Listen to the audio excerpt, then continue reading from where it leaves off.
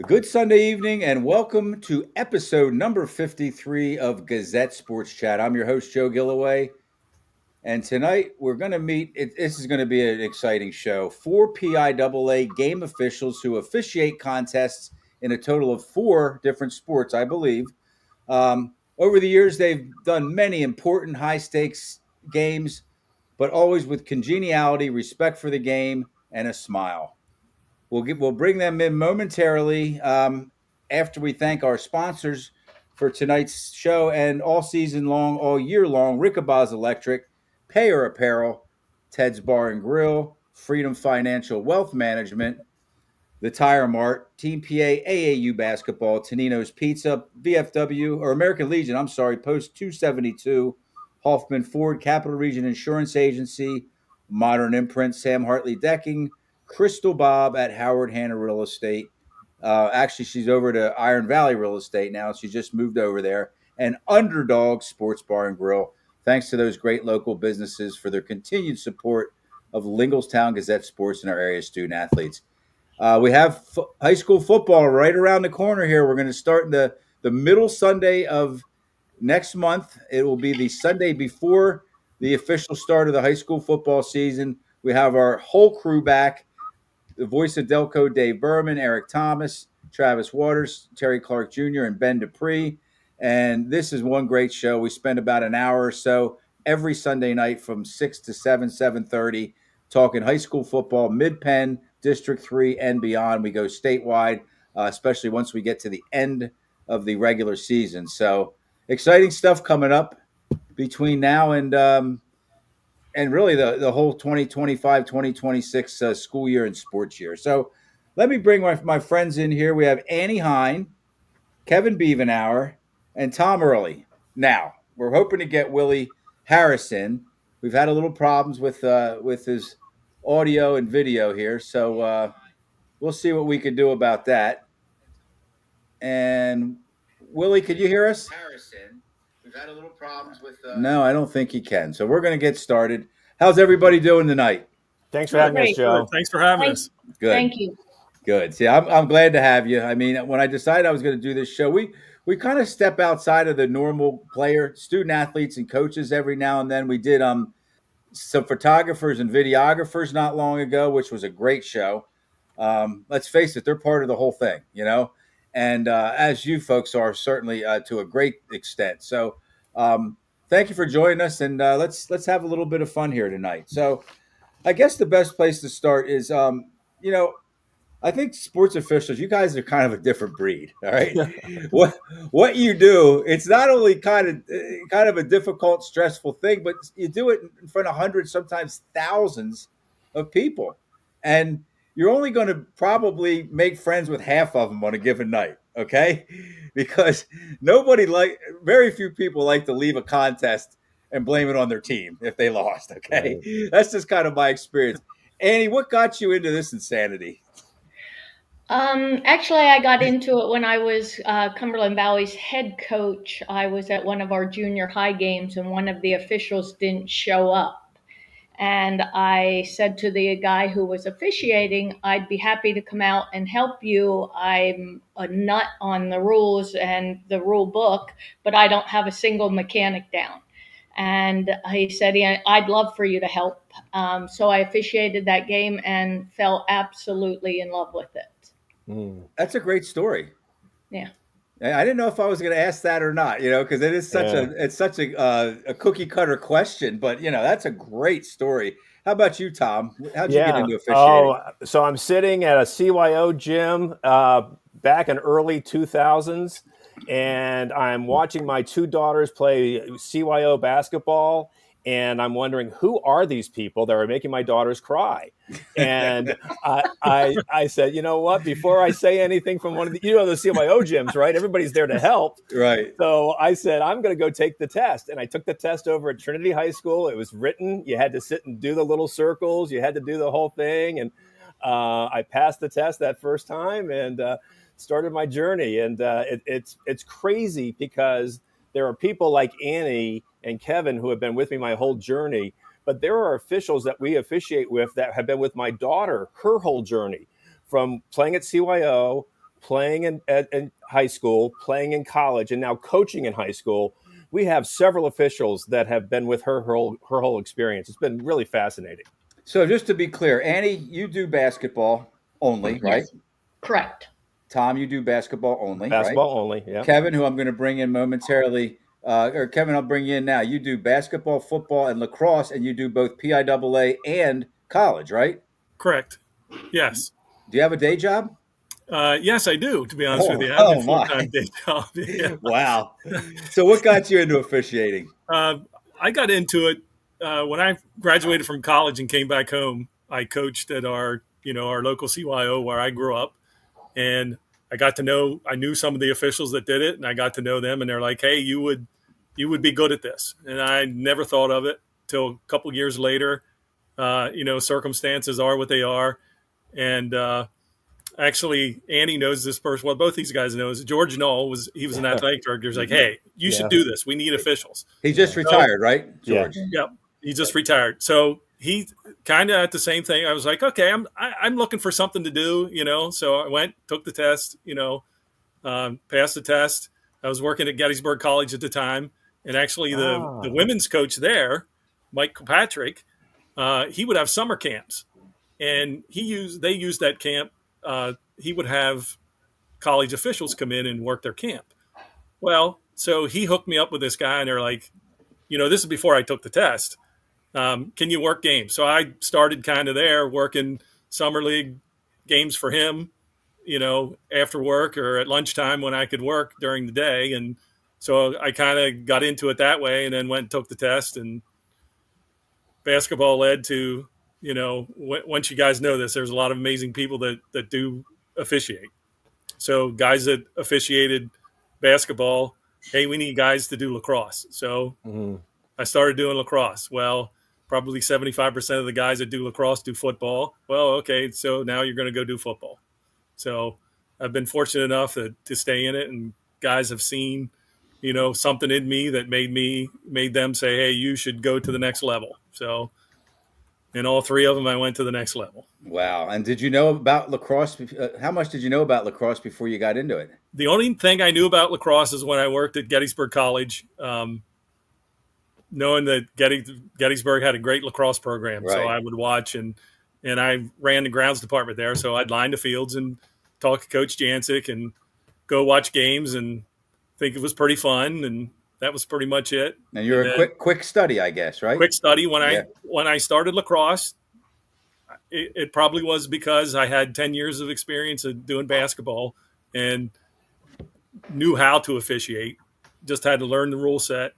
So I started lacrosse. 2 years later, I'm going to be evaluated to move on to college. And now since 2016, I think, I'm the rules interpreter of our high school chapter. So, wow. That's awesome. Lacrosse has been very fortunate of that. Football, kind of the same thing, and moved into there. Guy saw me, went evaluated to learn how to do football. So this will be my 6th season in the PSAC, working football. That's and basketball, same thing. Early on, they saw, I moved up, started doing college basketball. I actually stopped doing college basketball in 2021. So we have some feedback here. I think Willie's trying to get in. Willie, is that you trying to get in? Yes, it is. Okay, you're in. We can hear you. You're causing a little echo, but don't leave. We want you in here, buddy. Okay. Ask them if they can hear. You guys hear that echo, don't you? Yes. Yeah. I don't think we can do the rest of the show with the echo, but I think we're heading in the right direction here, Willie. Can you hear me now without the echo? Yeah. I think you might have both of your.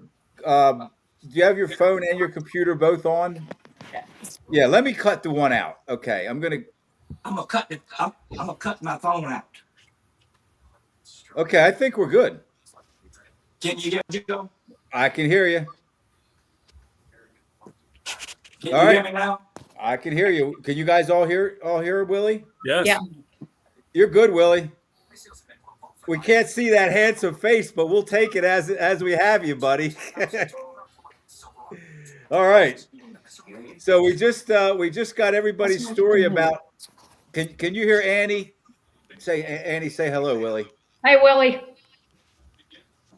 Willie? Now we lost him again. I'm back, Joe. Can you Okay. hear me? Yeah. Can Can you you hear guys hear me? Annie? Can you hear Annie? Can you hear me, Willie? Yes, I can. Good. Golf clap. Golf clap.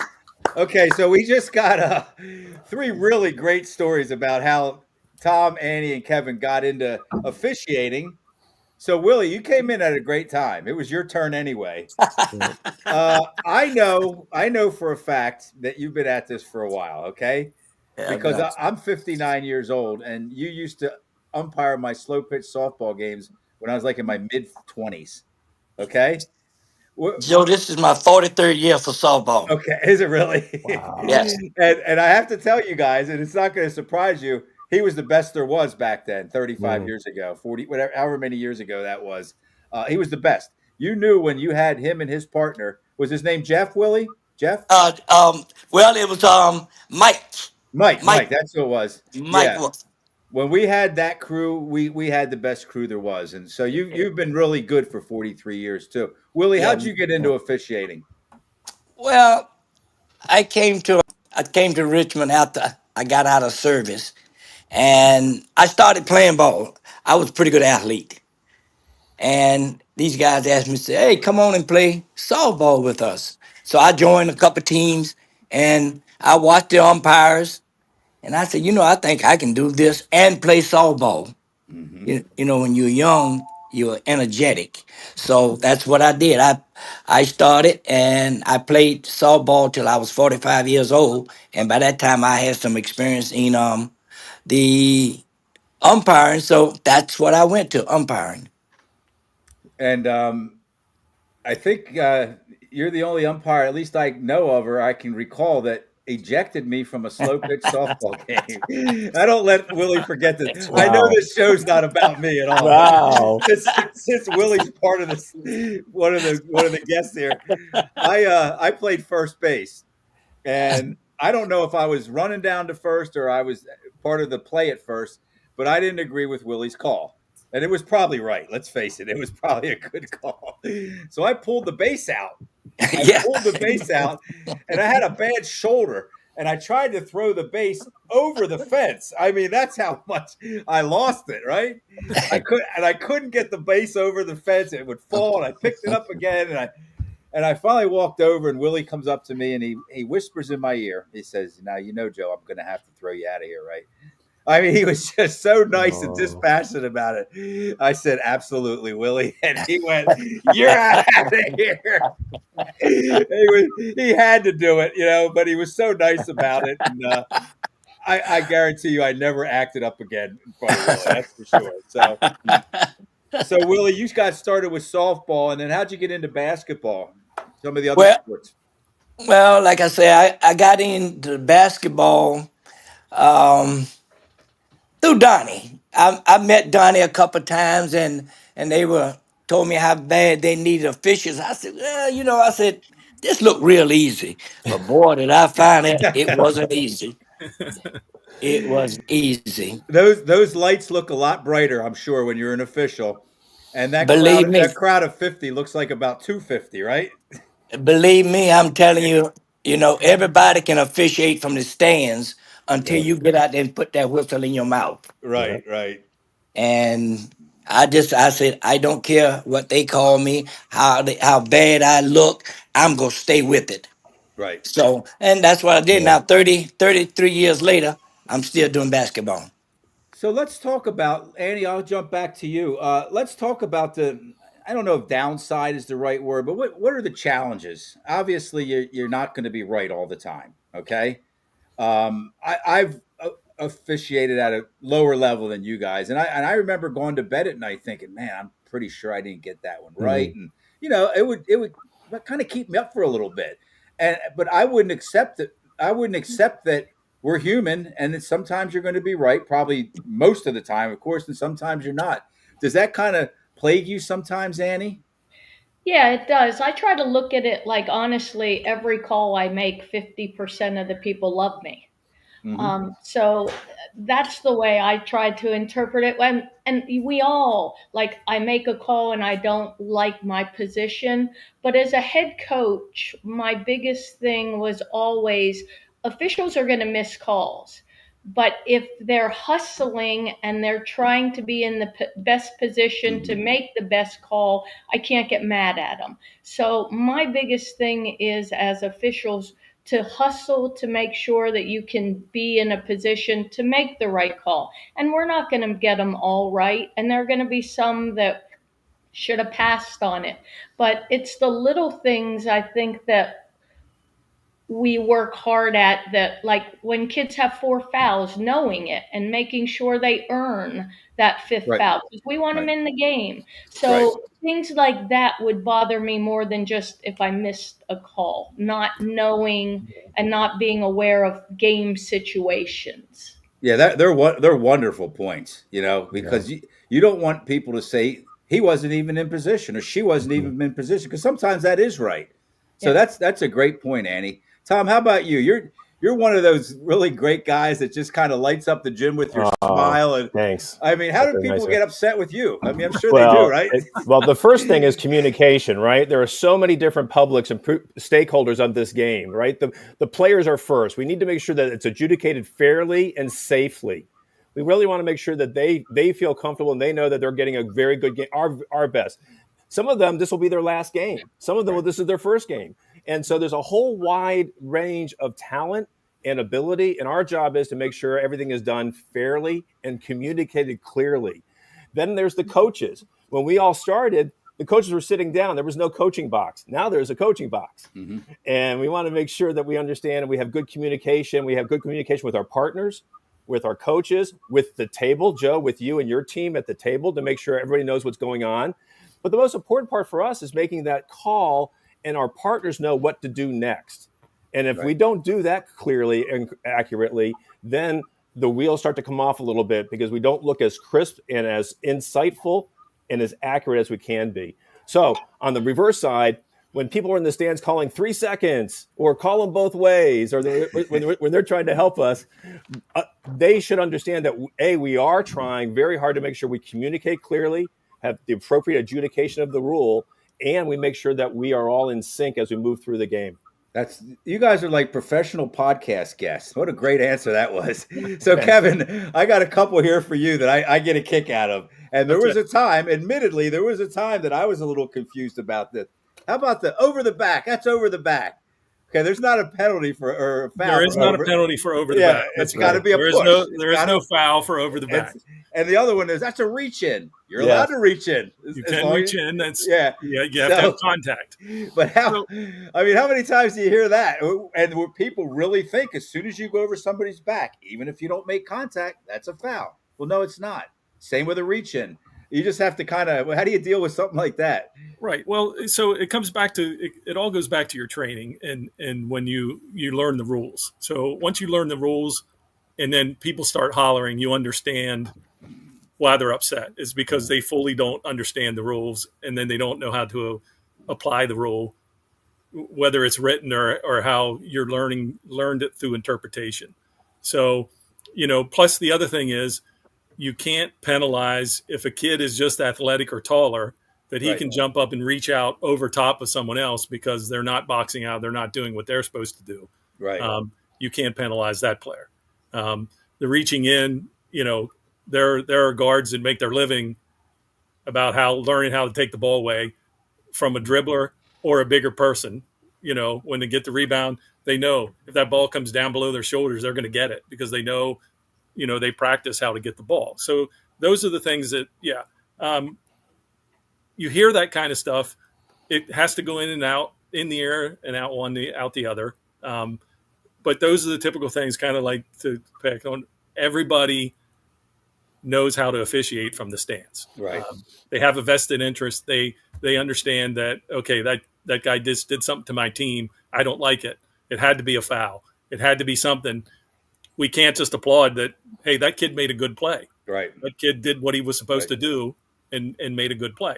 So sometimes, we get caught as officials. We stop officiating, we become spectators because there are some plays that happen in these games. These kids are amazing athletes that sometimes you just have to stop and think that kid just made a great play. Right. He didn't do anything wrong. Yeah. So that's kind of how you deal with it. You have to have that mentality that, everybody, there's a vested interest.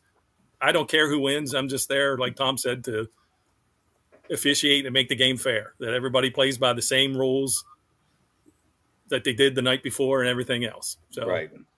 Hey, Willie? Kev, is it different for other sports? Like, do you see basketball being, because we're in a closed environment, whereas opposed to lacrosse and football, you're further away? Is there a different dynamic for you? There's a very different dynamic. Basketball, it's right away. As soon as the foul happens, your whistle has to be immediate. Mm-hmm. That you have to calculate that in split seconds.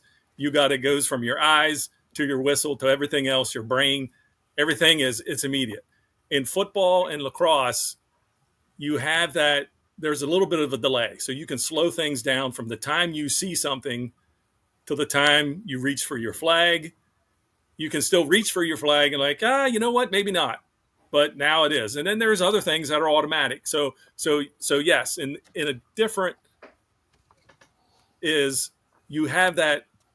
It's still only a small amount of time, but you have that extra time to process it through your brain. Is like, wait a minute, maybe not.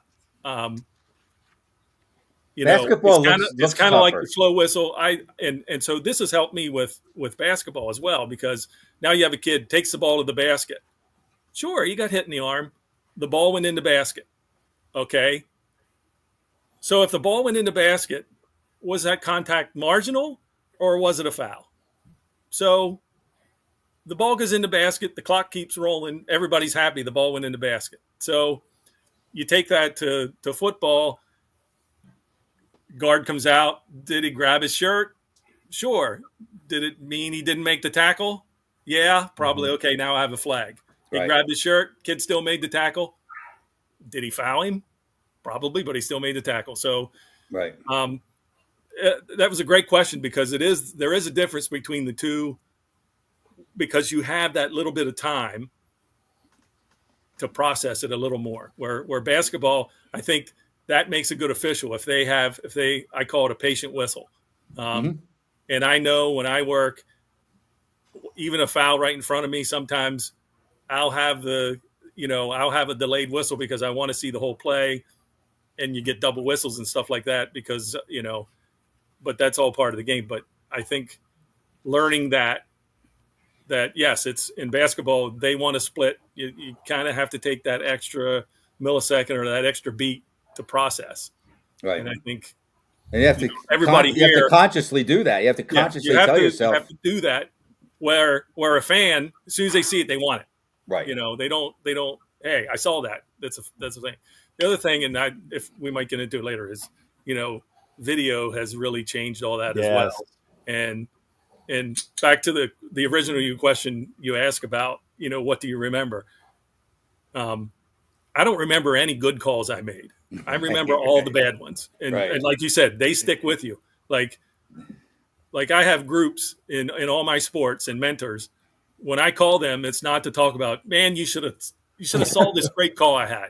It's I kicked this one, or I think I kicked this one, or what do you have if this happens? Like, that's the kind of conversations you have. You don't talk about all your good plays. You talk about this, because those are the ones that stick with you, because you think, might have caused not that it affected the outcome, but throughout the course of the game, these, you have 100 plays a game. Well, you want to get 100 right, but it's hard for us to do that. So, Willie, are you still with us? Oh, yes. Okay. I'm still here, Joe. I'm going to I have to give you guys a little, you and Annie for now, some, was the word loud, L-A-U-D. I'll give you some credit here. Annie, I watched you do a 6A girls basketball state championship game, right? Yes. Just this past year, Upper St. Clair against Perkiomen Valley, did a great job. Thank you. However, a little bit of a blowout, okay? Yes. So nobody's going to leave that place and go, that woman official, she really. You can't blow a game when a team wins by 30 points, right? Right. Now, Willie, that's going to set this question up for you. You just did a 13 inning Yeah. Class 3A PIAA softball state championship game.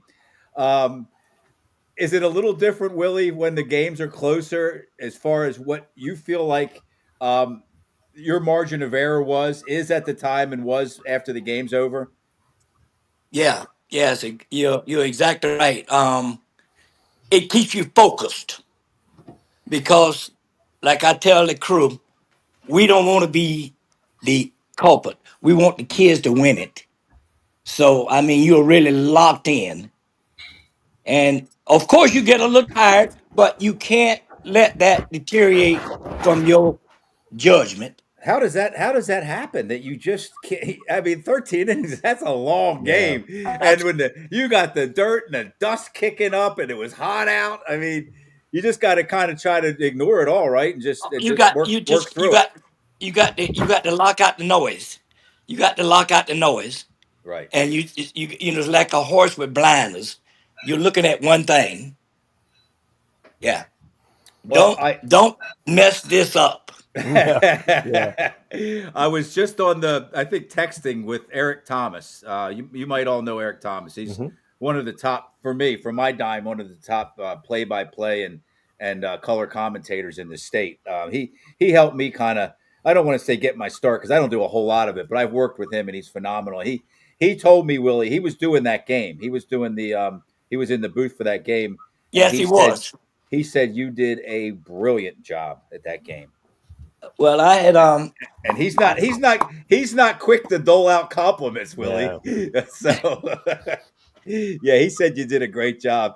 Was that a lot of fun? Is that one of your career highlights? I mean, you've been doing it yeah, for 43 years.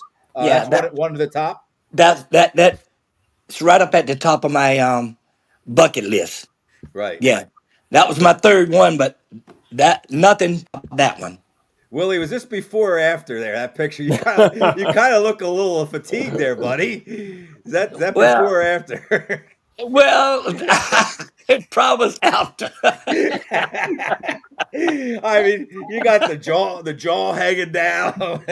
Yeah, it was but it was fun. It was fun knowing Yeah, that, you know, you gave it everything you had and we let the team sell it. right. That was the good part about it, And I've you had know. a great view of your umpiring behind home plate because I cover softball and I usually do it from right behind. You know where I Oh, sit, exactly. right Yes. behind the backstop, and Yes. we have almost the same view as you, except you're 8 or 10 feet closer than we are, and you do a great job, Willie. I have to say that, and that's not easy to either. No, it's not. Joe, and another thing, um, when I first started, oh, you could expand the strike zone, Mm. you know, and nobody said nothing. Right, But now, Joe, there's all these cameras. Cameras are everywhere. And our assigner tells us, listen, and our rules interpreters say, listen, you don't want to be on a video with a ball 3 inches outside, a ball 3 inches inside. They want people say, oh, he's consistent. That's not what they want. right. They want accuracy. That's the word he used. When you hear the people say, oh, he was consistent, he was calling it bad both ways. Right. That Yeah. That- you're not going far. Yeah. You're setting yourself up for failure. well, I was at a softball game earlier this year, and this was a lot on the line. It was Central Dauphin and Chambersburg, and Mm. whoever follows that Central Yep. Dauphin, Chambersburg, and Cumberland Valley. They're kind of like a trio of all bets are off when they play one another. You never know. They're the three of the not arguably they are the three of the top teams in the state programs, Yes. Gloves are and off. the gloves. Yeah, exactly. You know that, Willie. Yes. And the catcher for Chambersburg, I think it was a 2-0 game, Central Dauphin. And I'm going to be as accurate as I can be here, but late in the game, like the sixth inning, she hits a 2-run home run. Okay, to seemingly tie the game. I mean, they're going crazy, and the base umpire, Willie, you know about this, right? Yes. Yes, The I base, do. the base umpire, he just wasn't quite as audible as he should have been, but Exactly. he right Yes. away he called it off. Well, nobody saw or heard him, and I mean, she came home and stomped 2 feet on home plate, and the whole. You guys know what that's all about. And it finally got back to the coach that's It was a dead ball. the It was a runner dead left ball the from the runner left the pitch. base early. The It was a runner left dead the ball base. from the pitch. It was a dead ball, and he called it. He did one of these, and I mean, I watched the whole thing play out, and I kind of, in my own way, I kind of felt bad for the girl, even though Yes. the call was right. But Yes. what Willie just said is, you could kind of maybe not be made to look great because of some video, some instant replay that showed that he was right, Willie. Exactly. The girl was a stride. Let's call it a stride, a stride and a half off before the the first ball base. left the pitcher's hand. Exactly. So we're talking about video. It's probably the same as with a police officer. That video Body camera. That body camera. You're hoping that it helps the police officer out if he's doing his job right. But if it doesn't, it's going to show him in a negative light. And that one just happened to show. And in the end, I just felt so relieved and so happy for. Yeah. And I'm not going to mention his name. I know who he is, and he's a very good umpire. And Yes, he is. That's a great Yes. crew there, both of them. But it just there was this dark cloud that just went right over top of that field. Like, oh, how can that happen? Exactly. And then they won. Well, even if it's close, you got to let that go. I don't think you can't. I don't think any official, any umpire, any referee, was told early on when they were being trained, even if they were being trained by the best of them. Hey, look, if it's close, you got to let them go, right? What have you heard? Have you guys heard? Andy, you're chuckling. Have you heard that one though over the years? Oh, come on, that was close enough, right, Andy? Tom, have you ever said that to me? Hey, Joe, we send videos back and forth. Like we'll take snippets of videos, and Annie will send me a video, or I'll send her a video, or Kevin and Willie. We will, the referees, officials, we will take a look at hey, what did you see at this play? Exactly. And we do a lot. We do a lot of Sure. film study behind the scenes too, because we want to get it right, and we want to make sure that we, that all of us. Yeah. Do you have what I had here? Right. How about this? Go ahead, Annie. I don't mean to cut you off. That's the bottom line. Officials and coaches and scorekeepers and people like you who are at the game, everybody really wants what's best for the kids. Absolutely. Right. They should. And They absolutely that's the should. bottom line. Instead of working against each other, we need to work together for the benefit of the kids. Right. Let's talk about coaches, okay? And I'm not going to say let's just say the coaches that you like to work games with. Not who are the best coaches or the nicest guys, but I'm sure there's different the relationships that you have. When you show up for certain games, this is going to probably be enjoyable because so and so's the coach. Is there Tom, do you have any coaches over the years? Again, I'm not asking you to say who the best coaches are. No, I'm going to defer to Kevin. Let's. I've been answering a lot, and I talk a lot on these things. Kevin, why don't you start, and I'll circle in behind you. Because, okay, Kevin. What do you got on that? All right. I'm not going to mention names, but I'll just give you what the attributes of a coach that I like to go, and those are the ones. That's good. It doesn't matter if their team's good or not. Okay, because when you start talking about coaches, you have coaches that have some long tenure, and you have your new coaches. Okay,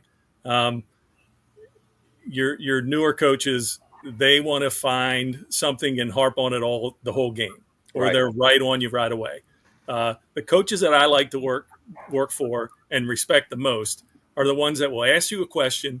When you give them an answer, they'll either decide to agree or disagree with you, but they move on. And that's the end of that situation. Right. Okay. Once again, I'll draw from all the sports. The other thing that coaches will learn from me, they have to understand from us as an official that there's a line that we've already drawn, and they don't know that. Right. One of my pet peeves is coach's box. If the coach is out of the coach's box, I don't talk to him. if he gets back to the coach's box, I'll talk to you all day. And that's the other thing. The coaches that want to have a conversation, but they don't want to accuse. They want to, what'd you see there? What do you think? The other thing is you have to be honest with a coach. Coach, I didn't see the whole play. Coach, I wasn't necessarily looking there. Right. Coach, this is what I had. Coach, I had the same thing he did. Short, quick answers. Right. If they ask you a question, you give them an answer. If they say a statement, you don't give them an answer. So when it comes to me, the coaches I like are the coaches that understand, once again, we've all, coaches know who we are. To be honest with you, coaches know who we are a lot more than we know about them. Right. Wow. One thing is, I heard somebody say, tell an official, you tell everybody. Well, coaches talk about us a lot more than what we realize. Yes, they do. Okay. And so, your first impression, when you walk out in a court, most coaches know what to expect by who's walking on the court. Right. Okay. Willie? Yeah.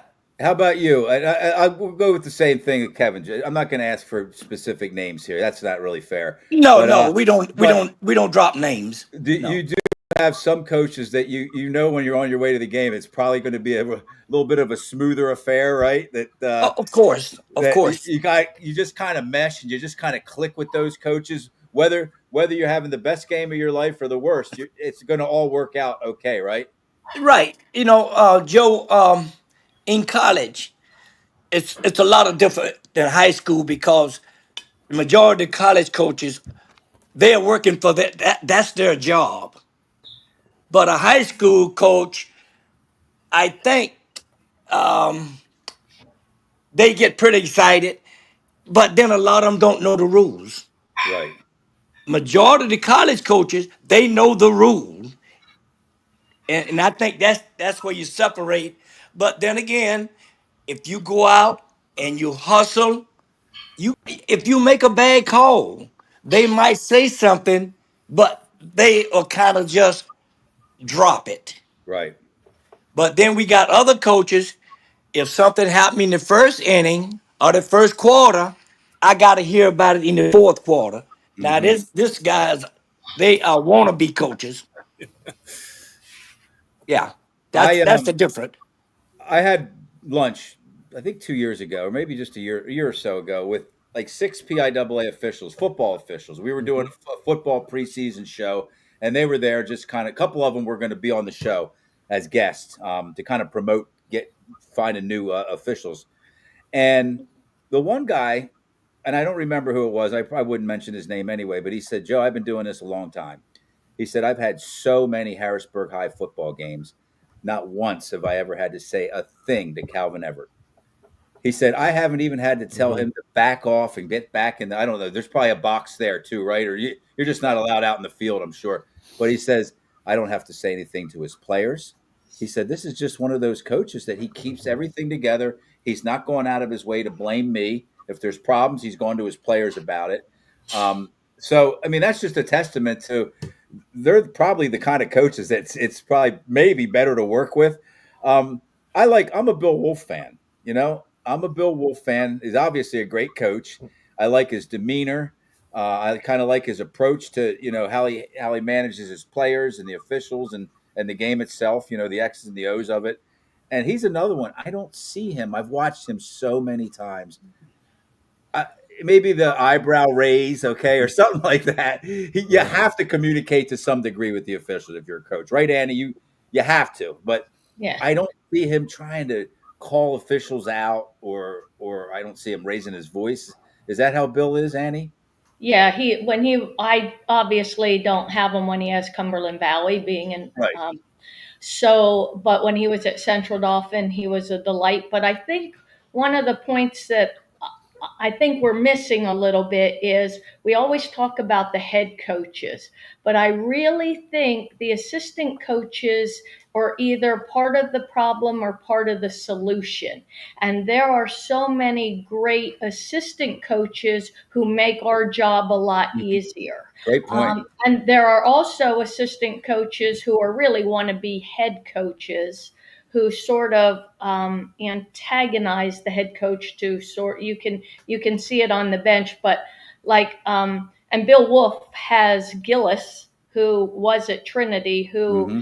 I mean, we generally have a rule that we don't listen to assistant coaches. Officials will not listen to assistant coaches. That's just too much, really. That's just too much to have to handle under the gun like that, to have to handle multiple coaches on the same bench, right? Right, but when like Gillis was at Trinity with Harry DeFrank, like when he would ask a question, it was always respectful. It was always to help Harry. Even like Tanya Brown at Mechanicsburg and Tom's daughter, they do a great job of helping. And so when they say something and then you hear the head coach asking us, or they say it and we're right there and we can answer them out of respect, those coaches that help, I think deserve, if we're busy in the game, I'm not even giving them the time of day because I can't.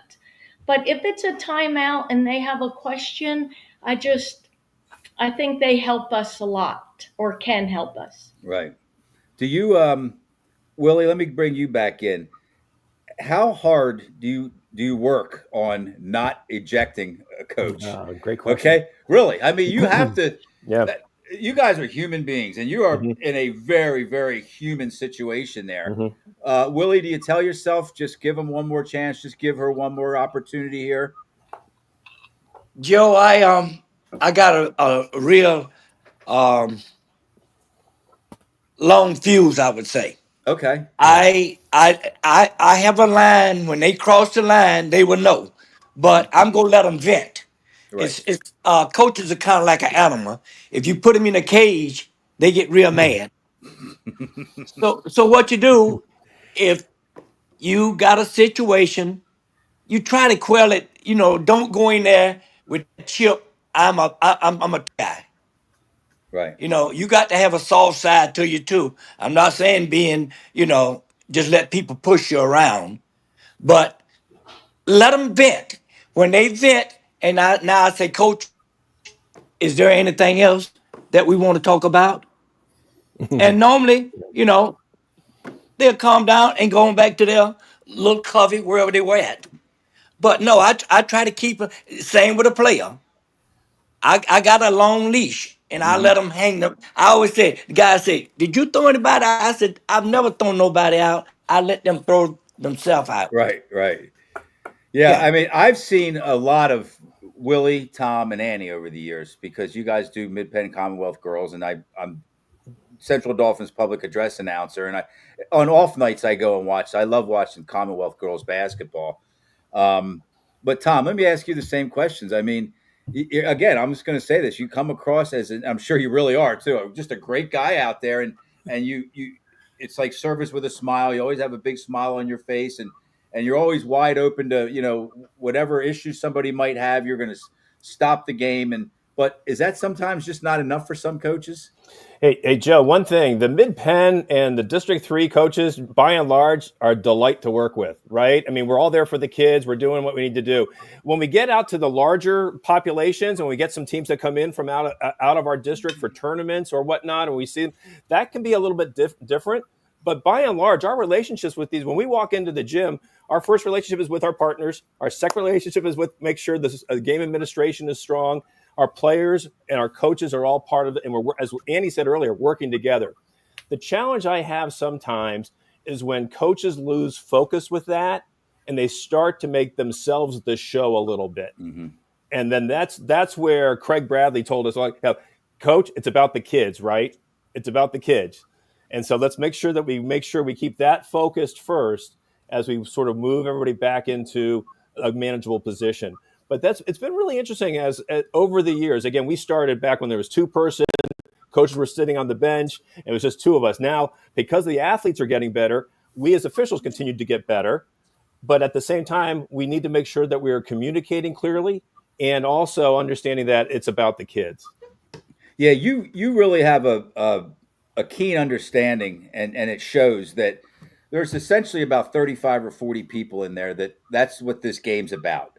Both rosters, which are 12 to 14 in basketball, the head coaches, the assistant coaches, the scorebook keepers, they have important jobs. The scoreboard operator. So there's a lot of people that and the officials, of course. And I always feel like you're making sure that everybody's on the same page. You always say, "Let's have fun." Hmm. Okay, let's have some fun tonight for the next hour and a half. You know why? Yeah. Why wouldn't we? And you know what? Right. When you say that, because I'm the least important person out of that whole scenario, and I really am. I'm the public address announcer. I can make mistakes, and it's not going to impact the game. But you make me feel like I'm part of the whole thing. Okay, and when you're Yeah. officiating, I just feel like, wow, that guy cares about everything that's going on here because there's a lot more to it. Trying to get everybody on the same page than a lot of people might think, right, Tom? Oh, I agree, Andy. I think you would agree too, right? When we have a good call as we're changing positions, good call, Andy. Way to go, Andy will say me, good call. Or Mm-hmm. it's a team effort, right, Andy? I mean, I'm sure you've Totally got more agree. insight. Yeah. No, I totally agree with that. Kevin, we're going to go back to the question I asked Annie, I believe, because I want to ask all of you, what about when you get it wrong? Okay. Yeah. Of course, I'm not asking you for anything specific, right? But just because you are a human being, Kevin, and we all, on any given night, both coaches are going to get something wrong, the officials are going to get something wrong, the players are going to get. But is that kind of something that can keep you up at night, or do you have like thick enough skin that it just you kind of brush it off? Well, the thing about it is we always get them wrong, but the best thing about it is um, you should only get it wrong once. Right. So once you get it wrong, you got to learn from that and realize, okay, I blew that one. So the next time it comes up, um, you don't. Right. One of the biggest blunders, I'll tell you the biggest blunder I had, college football game. We had an interception. So there's a lot of stuff going on. Interception, play goes out of bounds, flag that was late. Okay, so you have a turnover, then you have a flag after the game, after the play. A lot of things were happening. It was on the opposite side from where I'm at. So, I'm watching what I'm in. One of the most important things in football is a spot of the ball at the end of the play or a spot of the foul, like where you're going. Once you figure everything out, where are you going? I stood and I held the spot. 3 veteran officials got together, and we took the play. We adjudicated the foul. We marched it off. We get to the other end. Nobody says a word the whole game. Nothing. The nice thing about college football is then you get a film on Sunday. Well, the coach had a question about something and told his intern to go look for this play. Well, while he's looking for the play, he finds this one about the play I just described and sends it to our supervisor, and our supervisor sends it back to us. So basically, we completely, there's no question. We blew everything about how we adjudicated that play. Right. Okay. Instead of a 15-yard penalty, we gave them a 19-yard penalty. Instead of marking it from the 31, we marked it from the 38. So, a lot of moving parts, right? Yeah. I can tell you as a crew, and in my not since have I messed a foul spot, anything like that. So, Right. That's one of the things. When you make something wrong, yeah, it sticks with you, but you have to learn from it. And kind of like I said, we don't talk about the ones we get right. Everybody talks about the ones we get wrong because we don't want to do it again. Right. Hey, Joe, you were talking about video before. I got an email from my assigner once, Donnie Epley, great guy, right? And he sent me a video, and he said, "What do you see here?" And I had swiftly moved through a count faster than what a normal official would make a 5-second closely held count, and it was right. I mean, I was completely wrong. Must have been on another planet. I went from 1 to 5 in 2 seconds. And the coach did me a favor by sending my video over to Donnie. Donnie sent it over to me. Well, wouldn't you know, I'm at the junior high of this coach's the next week. So I see the coach in between games. I'm doing a junior high game for them. And I see the varsity coach. I walk over and say, hey, coach, thanks for sending that video. That was very helpful to me that you sent the video. But man, it was painfully obvious that I went from 1 to 5 in about 2 seconds. And I was thrilled that he did it. I was embarrassed that Donnie had to send me the note. But thankfully, it never happened again. Well, but that was a really interesting sort of dynamic for me. What I surmise from all of this is how much you guys care about getting it right. Because if you're sharing all this video and you're asking one another, tell me about how I did there, or maybe one of your superiors, it's not okay with you guys if you make a mistake. It's okay that you're being human, but you want to try to make sure that the same thing doesn't happen next time. Right. Yeah, I hope we're not scaring anybody away that's watching this that wants to become an official. No, I hope somebody, there are probably people out here who are going to watch this, and Joe, I'd really want them to feel as if they could really join us because, boy, we could really use more officials, right, guys? I guess. What a segue. The next question is, what recommendations, and I don't care who wants to go first, we'll start with Kevin. What recommendations do you have for those who may want to give this a go? Okay, they don't know yet. They're not sure about it. Looks like it could be fun, look interesting, but what would you tell that person, Kevin? My first thing to tell them is, first of all, do they know someone who already officiates and talk to them? Or do they know someone that knows an official that they can talk to? That'd probably be the first thing. And then if you are interested in it, everybody, all of us, all our chapters have websites that you can go in, and PIAA does a great job. Go to the PIAA website.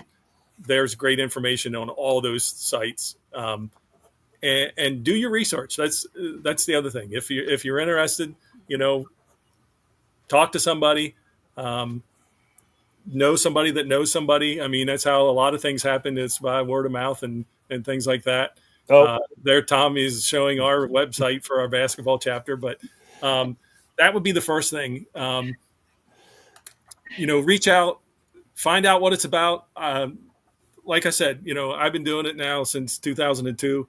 Most of my good friends are officials because, we tend to hang out with who we associate with mostly. With me doing 3 sports, a lot of great, officiating friends. Met a lot of people I would have never met, a lot of great people that I would have never met if I hadn't done this avocation. So the other thing is, we always talk about, I talk to players a lot. Hey, what are you going to do when you graduate? You still want to involved? Yeah. Do you want to, it's a great way to stay involved. I love sports. I played 3 sports in high school. Right. Love sports. Just, the routine, football is going to start in another month. The routine of going from football runs into basketball runs into lacrosse goes to the end of the beginning of the summer, and then you can do what you want in the summertime, whether you want to officiate or not. But right. It's a great thing. You'll meet a lot of people. It's a lot of fun. You talked about fun early. I'm the same way. If I'm not having fun, then that's when I stop. Yeah, it's a lot of fun.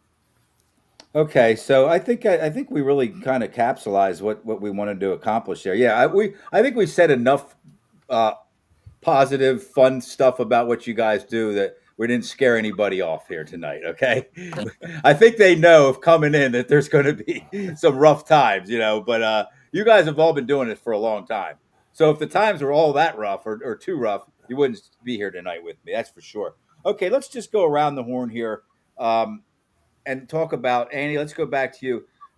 Your biggest games or best moments. I know that they're probably not all the same. Like a biggest game wasn't always the best moment or vice versa. But talk about a game or two that you really thought, wow, that's what I'm doing this for. Or I'll never forget that night tonight. There's a lot of that. And a lot of that comes from when you work with officials who call the same game as you, like not a specific game, but you walk out of the gym knowing the 3 of you as a crew did a great job. And honestly, instead of a moment, my favorite thing is when I walk out of a gym and someone says, nice game. You officiated a great game. And I Yeah. first say, oh, did your team win or lose? Or was your team this team or that team? And if it's the losing team, Wow. that That's just awesome. means the world to Yeah. me. Yeah. I actually, I'm a media member, but if I think an official did a good job, I let them know. I look them in the Thank eye you. and Yeah. shake their Thanks. hand, Yeah. and I'm not going to say it unless I mean it. And I can tell that they like hearing that, or they kind of appreciate hearing that. Yeah, because we do. We work so hard at it, and Yeah, we don't get a lot of accolades, but we really want to do the best job we can. But right. really, it is about working with your people who call similar games to you. And that's a person that just worked a 6A girls state championship game, and she says it's more about the crew you're working with and the feeling that you have as being a team member, a partner with them. So I like that answer a lot. How about you, Tom? Biggest moment, most? Well, recently, Joe, I got to tell you, over the holiday season, it was the same day that Penn State was playing SMU in a football game. Willie and I and some others were assigned the officiate in Middletown with Middletown McDevitt. They had one of those festivals where it was JV, varsity, JV, varsity. And to see the stands full in the middle of an afternoon on a Saturday, to watch girls basketball, to watch boys basketball, when Penn State's playing, that was huge for me. Yeah. That wouldn't have happened years ago, right? The way communities are rallying around these young athletes and the way the communities are setting these events up, it makes walking on the court an honor. Right. At that same time, Willie was the referee. Willie was the ref in charge. We had an opportunity there to celebrate somebody in the community that had just experienced a loss, and she was there for her first game back. And before the game started, the community rallied around, made an announcement, and we were able to go and acknowledge that person as well. And that's what makes it great. And to be honest with you, it's every time there's a Star Spangled Banner played, and the kids are at attention and the game's about to start, that's a big moment for me. How about yeah, look at that.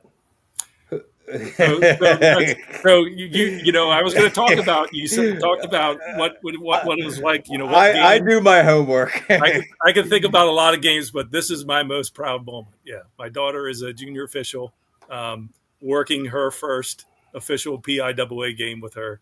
That nothing's going to beat that. Now awesome. I get to work with her later again as she moves up with her as her first with something that would be the ticket. But that by far is my most proud or favorite moment of being an official. That's one of those, and now I can die moments. Probably. Yeah, that's awesome. Go ahead, Kevin. I'm sorry. You can talk about games that were this and this team played this team. Kind of going back to what Annie talked about. If I leave a game and nobody knows I was there, because I do 3 sports and I'm out in the community, everybody looks at me like, I think I know you. I don't really tell them, but if I can go into a game and work a game and leave and nobody can say anything that, picture me, because I didn't do anything that stood out. I just refereed the game. It was fair and I left and we didn't have any problems. That's a positive for me. And, one other thing that was just interesting that happened recently, got the opportunity to work it was a play-in game between the District 10 winner and the District 6 winner for lacrosse.